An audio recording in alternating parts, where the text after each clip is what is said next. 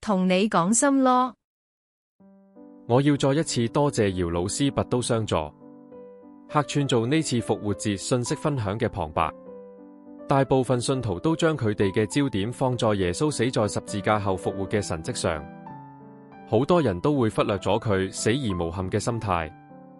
嗱，我哋就一齊聽聽姚老師講解下啦。我哋點樣先至可以做到死而無憾呢？耶穌喺十字架上講嘅最後一句說話就係成了 ，is finished。約翰福音第19章30節，佢嘅意思係佢已經達成咗佢喺世上嘅任務，而可以回歸天家啦。呢個就係死而無憾啦。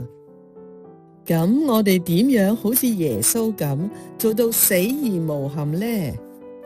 根據統計，超過90% 即將臨終嘅人感到遺憾嘅兩件事就係冇同摯愛嘅人講多謝或表達愛意，同埋原諒嗰啲傷害過佢哋嘅人。路加福音第23章34節，耶穌喺十字架上要求天父寬恕世人，因為佢哋無知。寬恕別人其實就係寬恕你自己，可以釋放你內心嘅怨恨，使你重生，可以再過安逸嘅生活。你話幾好呢？嗱，呢啲咪就係幫到你時又幫到我嘅 sure win 雙贏嘅行動咯。心理上同健康上都係好有益噶。你準備好未啊？ Are you ready？ 唔該晒姚老師。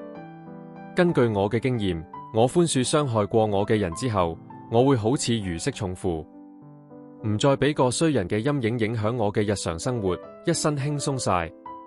所以原諒傷害過我哋嘅人，其實就係釋放自己嘅心魔。好啦，今日嘅分享就嚟到呢度啦，多謝收睇。作為鼓勵，請俾個讚、like、分享、share 及免費訂閱 （free subscription） 我哋嘅頻道啦。